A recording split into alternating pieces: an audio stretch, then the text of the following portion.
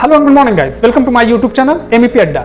आज के इस वीडियो में गाइस हम लोग बात करेंगे जो हमारा एयर कंडीशनिंग सिस्टम होता है, वो एयर कंडीशनिंग सिस्टम के पीछे क्या राज है, उसके बिहाइंड पर्दे के पीछे वो कैसे काम करता है और उसके एक एक पार्ट का क्या अलग अलग क्या फंक्शन है और कैसे वो काम करके आपको एक मेंटेन टेम्परेचर, आपको एक जो टेम्परेचर जो आपको चाहिए होता है वो टेम्परेचर आपको प्रोवाइड कराती है एयर कंडीशनिंग सिस्टम। तो ये कैसे काम करता है, इसके क्या क्या फंक्शन होते हैं और कैसे इसके एक एक पार्ट सारे मिल करके वो आपको एक कूलिंग का जो माहौल है वो आपको प्रोवाइड करने का काम करता है गाइस। तो आज इसी के बारे में एनिमेशन वीडियो के थ्रू मैं आपको बताने की कोशिश करूंगा कि एयर कंडीशनिंग सिस्टम कैसे काम करता है, कैसे इतना ज़्यादा जो टेम्परेचर आपके अराउंड है, आपके सराउंडिंग में है, आपके रूम में है, उसे कम कर आपको एक कूलिंग जोन और टेम्परेचर कम करके आपके रूम को ठंडा करने का काम करता है। तो ये प्रोसेस पूरा कैसे होता है गाइस, तो आज इसी के बारे में जानेंगे गाइस कि एयर कंडीशनिंग सिस्टम हमारा कैसे काम करता है, कैसे वर्क करता है और इसके पीछे क्या लॉजिक है। तो गाइस इससे पहले आपसे रिक्वेस्ट है कि अगर आप हमारे चैनल पर नए हैं तो हमारे चैनल को सब्सक्राइब जरूर कर लीजिए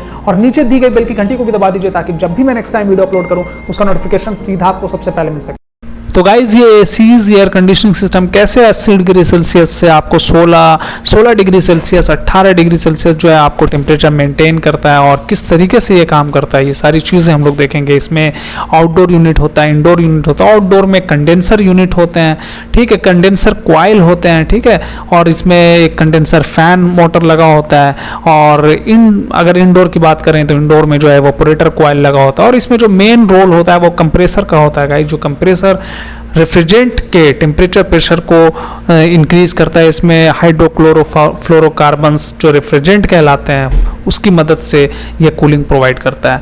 तो ये किस तरीके से ये पिस्टन, जिस तरीके से पिस्टन मूव करता है उसी तरीके से कंप्रेसर में जो है इसके मोटर्स को वर्क करके और आपके जो टेम्परेचर है उसको इंक्रीज किया जाता है, प्रेशर को भी इंक्रीज किया जाता है और इसके बाद जो हमारा रेफ्रिजरेंट होता है गाइस वो कंडेंसर में जाता है, जो कि कंडेंसर एक तरह का हीट एक्सचेंजर का भी काम करता है। और इसमें आप देख सकते हैं कंडेंसर वो एक तरह का कॉपर कॉइल होता है जिसको हम लोग कंडेंसर के नाम से जानते हैं और ये आउटडोर यूनिट में होता है गाइस, ठीक है।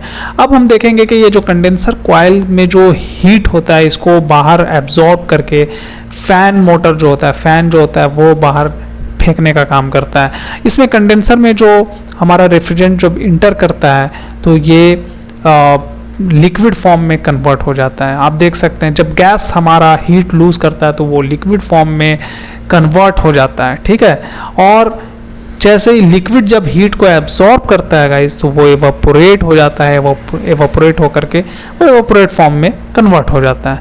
और इसमें एक जो एवापोरेटर के कंडेंसर के बाद जो एक्सपेंशन वाल्व में हमारा रेफ्रिजरेंट जाता है तो ये एक्सपेंशन डिवाइस जो है वो बहुत ही इंपॉर्टेंट रोल प्ले करता है। इसमें से जब रेफ्रिजरेंट जब गुजरता है तो एक नैरो स्पेस से ये क्रॉस करता है तो ये लिक्विड जो है वो फिर से वेपराइज हो जाता है, इसका प्रेशर डाउन होता है, टेम्परेचर डाउन होता है और ये वेपराइज फॉर्म में फिर जो है वो आगे की तरफ जाता है, लिक्विड से वेपर में कन्वर्ट हो जाता है पूरी तरह। फॉर एग्जांपल जैसे ही आप जो है स्प्रे करते हैं बॉटल से तो जो पानी निकलता है वो बहुत ही नैरो, बहुत ही छोटे स्पेस से निकलता है तो वो वेपर फॉर्म में कन्वर्ट हो जाता है। उसी तरीके से ये एक्सपेंशन डिवाइस भी उसी तरीके से जो है काम करता है। इसमें जो रेफ्रिजरेंट जब इसमें से क्रॉस करता है, आप देख सकते हैं कि इसमें से जब रेफ्रिजरेंट क्रॉस करता है वो वेपराइज्ड फॉर्म में कन्वर्ट हो जाता है, ठीक है गाइस। इसके बाद जो है ये जो एक्सपेंशन डिवाइस है वो ठीक एवापोरेटर कॉइल से पहले लगा होता है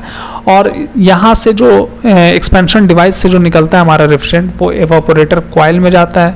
एवापोरेटर कॉइल के पास एक ब्लोअर लगा होता है सिलेंड्रिकल फॉर्म में, वो ब्लोअर जो है वो उसकी ठंडक को खींच करके फिर जो है आपके रूम में प्रोवाइड करती है तो आपको जो है ठंडे हवा का महसूस होता है। ये एवापोरेटर कॉइल में जब रेफ्रिजरेंट जब हमारा जाता है तो वो एक पानी के फॉर्म में जम जाता है जिसे हम लोग बाहर ड्रेन पाइप के थ्रू हम उसे बाहर जो है उसे फेंकने का काम करते हैं। ये ठीक इसी तरीके से जिस तरीके से रेफ्रिजरेटर से जब आप बॉटल निकालते हो तो बॉटल के पे जो है ड्रॉप पानी जो है लगा रहता है। एवापोरेटर जो है वो हीट एब्जॉर्ब कैपेसिटी को हम लोग टनेज बोलते हैं और 1 टन जो है वो 3500 वाट कंज्यूम करता है। अब आप देख सकते हैं गाइस के जो हमारा एवापोरेटर है वो हीट को एब्जॉर्ब करने की कैपेसिटी को टनेज बोलते हैं और कंप्रेसर जो है किस तरीके से काम कर रहा है आप देख सक रहे हैं कि कंप्रेसर जो है वो कंप्रेस करता है, ठीक है। और कंप्रेस करने के बाद जो टेम्परेचर और प्रेशर है रेफ्रिजरेंट का वो बहुत ज़्यादा इंक्रीज हो जाता है। दोस्तों इंडोर और आउटडोर दोनों में दो पार्ट्स लगे होते हैं, आप देख पा रहे हैं। और एक्सपेंशन डिवाइस के आगे और एवापोरेटर के थोड़ा पीछे एक हीट सेंसिंग डिवाइस लगा होता है जो कि हीट को सेंस करता है। फॉर एग्जांपल आपने सेट कर दिया 16 डिग्री सेल्सियस टेम्परेचर, और यहाँ पर जो आपका हीट सेंसिंग डिवाइस है वो अगर उसमें गर्मी महसूस होता है वो गर्म फील करता है, ठीक है, टेम्परेचर बढ़ा हुआ फील करता है, तो ये सेंस करता है एक्सपेंशन डिवाइस को। और एक्सपेंशन डिवाइस खुलता है और खुलने के बाद रेफ्रिजरेंट जो है उसमें से पास करता है और वेपराइज फॉर्म में पास करता है और वो जाता है एवापोरेटर कॉइल में, तो टेम्परेचर फिर से 16 डिग्री सेल्सियस पे आ जाता है और इस तरीके से टेम्परेचर हमारा मेंटेन होता है। और जैसे ही अगर फिर से ये हीट सेंसिंग डिवाइस जो है वो सेंस करता है कूल, तो फिर से जो है वो बंद हो जाता है एक्सपेंशन डिवाइस, और इस तरीके से आपका जो है ये फंक्शन चलता रहता है। तो आप देख सक रहे हैं गाइस कि यहाँ पे जो हमारा जो लिक्विड फॉर्म होता है रेफ्रिजरेंट का वो किस तरीके से एक्सपेंशन डिवाइस उसको वेपराइज फॉर्म में कन्वर्ट करने का काम करता है। अब ये जो हमारा कंप्रेसर होता है वो एक तरह का इंडक्शन मोटर होता है, ठीक है। और यहाँ पर जो ज़्यादातर जो कंप्रेसर जो यूज़ किए जाते हैं वो रेसिप्रोकेटिंग कंप्रेसर यूज़ किए जाते हैं। एंड नाउ अडेज स्क्रॉल कंप्रेसर या इन्वर्टर एसी में स्क्रॉल कंप्रेसर अभी के टाइम में मॉडर्न टाइप का ये कंप्रेसर है और इसे यूज़ किया जाता है। आप देख यहाँ पे जो रेफ्रिजरेंट जो इसमें कंप्रेस होता है किस तरीके से कंप्रेस होता है, और इसका एफिशिएंसी भी काफ़ी ज़्यादा होता है, काफ़ी अच्छा कंप्रेसर है बाकी और सारे कंप्रेसर के मुकाबले में। ये क्या होता है ना कि रेसिप्रोकेटिंग कंप्रेसर की तरह ये बंद नहीं होता है। फॉर एग्जांपल आपने 30 डिग्री सेल्सियस पे टेम्परेचर सेट कर दिया है रूम सेट टेम्परेचर, तो ये बंद नहीं होगा, ये अपना जो स्पीड है वो स्लो कर लेगा और कूलिंग इस तरीके से कम होगा। जबकि रेसिप्रोकेटिंग कंप्रेसर जो है वो बंद हो जाता है जब एक बार टेम्परेचर वो मेंटेन कर लेता है गाइस, तो वो बंद हो जाता है और फिर से अगर गर्मी होती है रूम में तो ये फिर से स्टार्ट होता है और ये हाई करंट कंजम्पशन करता है, हाई करंट कंज्यूम करता है। लेकिन ये जो स्क्रॉल कंप्रेसर है ये ऐसा नहीं करता, ये बंद नहीं होता है। तो गाइज इसी तरह के MEP, HVAC या अपने कैरियर से रिलेटेड वीडियोस देखने के लिए और अपने आप को डेवलप और ग्रोथ करने के लिए और जहां पर आप जाना चाहते हैं वहां पर अपने कैरियर में कामयाबी हासिल करने के लिए कुछ गाइडलाइंस और कुछ लोगों की जो एक मार्गदर्शन हम बोल सकते हैं, या फिर बस हमारी इतनी कोशिश है, मैं भी आप लोगों की ही तरह हूं, मैं भी बहुत सारे लोगों से, चाहे वो हमारे सीनियर्स हों, चाहे वो हमारे कलीग्स हों, साथ में काम करने वाले हों,